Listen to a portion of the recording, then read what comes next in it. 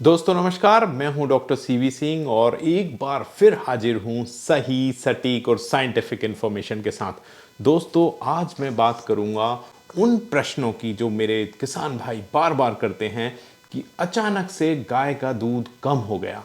दोस्तों हम सभी जानते हैं उसका एक लैक्टेशन साइकिल होता है और लैक्टेशन साइकिल में एक फेज आता है जब वो जनने के बाद अचानक से उसका दूध बढ़ना स्टार्ट होता है और उसके बाद वो स्टेबल होता है और उसके बाद धीरे धीरे करके वो कम होना स्टार्ट होता है। ये तो है नेचुरल या उसका नेचर। लेकिन कई बार ऐसा होता है कि काविंग के बाद जब उसका दूध बढ़ना स्टार्ट होता है और पीक में जाने के पहले ही वो अचानक से कम हो जाता है। तो आज मैं ऐसे कारण जो हैं उनके बारे में बात करूंगा और उनको किस तरीके से हम अवॉइड कर सकते हैं ताकि अचानक से दूध कम ना हो। दोस्तों एक एक करके मैं डिस्कस करूंगा, तो मेरी आपसे एक ही रिक्वेस्ट है कि इस चैनल को सब्सक्राइब करें और इस वीडियो में अंत तक बने रहें। दोस्तों पहला कारण है सब क्लिनिकल मैस्टाइटिस या थनैला रोग।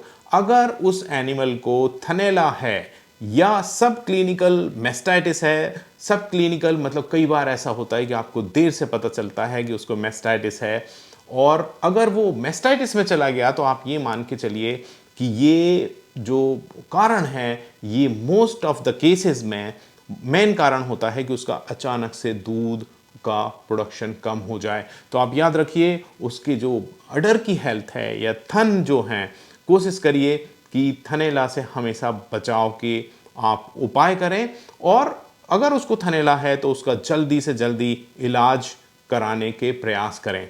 दोस्तों दूसरा जो कारण है वो है माइकोटॉक्सिन्स।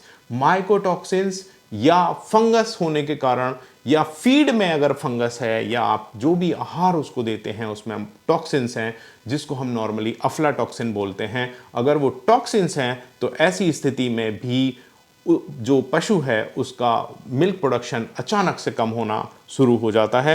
और मैंने देखा है कि कई बार बहुत सारी जो फीड मैन्युफैक्चरिंग कंपनी हैं, आहार बनाने वाली कंपनियां हैं, वो फंगस लगा रॉ मटेरियल उपयोग करती हैं और उसके कारण उसमें जो माइकोटॉक्सिन्स का लेवल जो होता है वो बढ़ जाता है और धीरे धीरे करके वो एनिमल्स पे असर करता है और उसके कारण अचानक से मिल्क में ड्रॉप आता है। उसके बाद एक और मैं इंपॉर्टेंट आपको फीड से रिलेटेड कारण बताऊंगा। आजकल बहुत सारी कंपनियां फीड में यूरिया का उपयोग करती हैं। बहुत सारे लोग हैं जो उसको बैलेंस करके उपयोग करते हैं, उसमें कई बार कोई प्रॉब्लम नहीं आती, लेकिन कई सारी कंपनियां जो रिकमेंडेड डोज से ज़्यादा अगर वो यूरिया का परसेंटेज फीड फार्मूलेशन में उपयोग करते हैं, जिसको हम एनपीएन कंपाउंड भी बोलते हैं, या जो नॉन प्रोटीन नाइट्रोजनस कंपाउंड होता है और मोस्टली यूरिया का उपयोग करते हैं, अगर वो अधिकता में उपयोग होता है और कंटिन्यूअस उपयोग होता है तो उसके कारण भी आप देखेंगे एनिमल में बहुत सारी प्रॉब्लम्स वहाँ पे पैदा होती हैं। तो देखिए आप जहाँ से भी जो फीड परचेज करते हैं उसमें यूरिया का लेवल क्या है, क्या वह रिकमेंडेड लेवल से नीचे है या कहीं बहुत ज़्यादा तो उपयोग नहीं हो रहा है, तो उसका ज़रूर से आप लोग ध्यान रखिए और उसके बारे में वहाँ आपका जो भी फीड मैन्युफैक्चरर है उससे बात करिए। अगर उसको उन्होंने एनर्जी से बैलेंस किया हुआ है तो ये प्रॉब्लम नहीं आती, लेकिन कई बार वहाँ पे अगर न्यूट्रिशनिस्ट नहीं हैं, सही लोग नहीं हैं फार्मूलेशन करने के लिए, तो कई बार ये प्रॉब्लम आती है कि एनर्जी की कमी के कारण और यूरिया अधिक उपयोग होने के कारण एनिमल खराब होने लगता है और वहाँ भी सडन ड्रॉप देखने को मिलता है। तीसरा पॉइंट है वो बहुत इंपॉर्टेंट है। कई बार हम ओवर फीडिंग कराते हैं एनिमल की, ओवर फीडिंग ऑफ ग्रेन्स। कई बार हम अनाज ज़रूरत से ज़्यादा उसको दे देते हैं और उसके कारण उसका जो रूमेन का पीएच है वो गिरने लगता है या रूमिनल एसिडोसिस होती है। उसमें पहले फैट का ड्रॉप देखने को मिलता है, मतलब फैट परसेंट उसका दूध का गिरता है, उसके बाद दूध भी चला जाता है।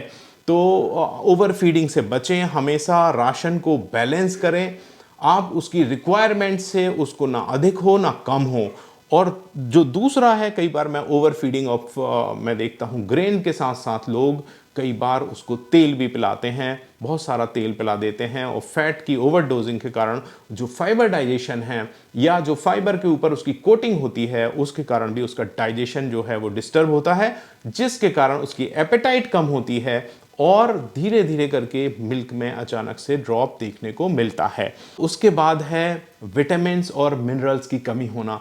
कई मेरे डेयरी फार्मर्स भाई जो हैं वो विटामिन्स और मिनरल्स का इम्पोर्टेंस उतना दिमाग में नहीं रख पाते और कॉस्ट कटिंग के चक्कर में वो विटामिन्स और मिनरल्स को भी कट कर देते हैं उसकी डाइट में, या वो सोचते हैं कि जो फीड वो परचेज करते हैं या जो आहार उसके साथ जो फीडिंग में उपयोग करते हैं तो उसमें ऑलरेडी विटामिन्स और मिनरल्स होंगे, और उनके दिमाग में ये बात रह जाती है। और कई बार ये देखने को मिलता है कि कई सारे जो फीड मैन्युफैक्चरर्स हैं वो अपने फार्मूलेशन में विटामिन्स और मिनरल्स का समावेश नहीं करते, जिसके कारण भी आप देखेंगे जो हाई यील्डिंग एनिमल्स हैं उनमें विटामिन्स और मिनरल्स की कमी के कारण सडन ड्रॉप देखने को मिलता है।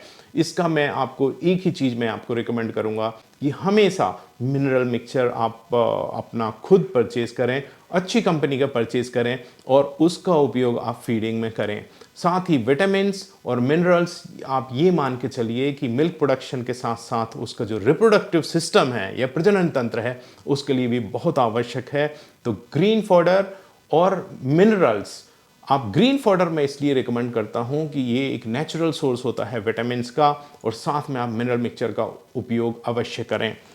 उसके बाद एक सबसे इम्पॉर्टेंट पॉइंट और मैं आपको डिस्कस करना चाहूँगा यहाँ पे कि हमेशा TMR का उपयोग करें, टोटल मिक्स राशन बना के दें।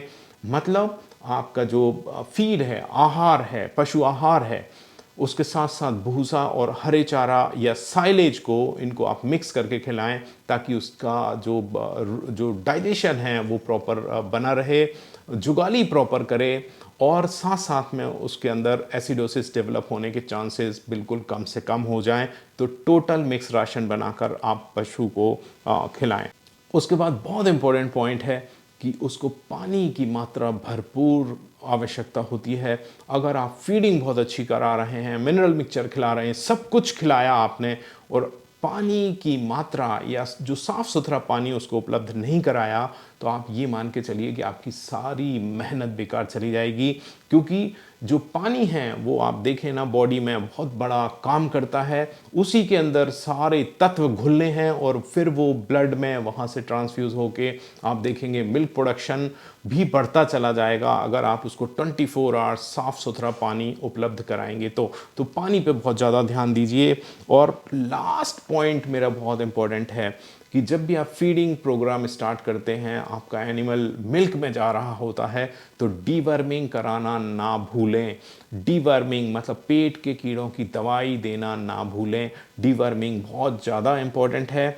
आप को मैं ऑलरेडी एक वीडियो में बता चुका हूँ, मैं आने वाले वीडियोस में भी एक डिटेल में सोच रहा हूँ कि डीवर्मिंग की कौन सी मेडिसिन सबसे बेस्ट है, क्या डोज होना चाहिए, कौन कौन सी चीज़ों का ध्यान रखना चाहिए, तो वो मैं डिस्कस करूँगा। लेकिन अभी के लिए मैं आपको बता दूँ कि आप मार्केट जाइए, एल्बेंडाजोल बोलस उसको बोलिए।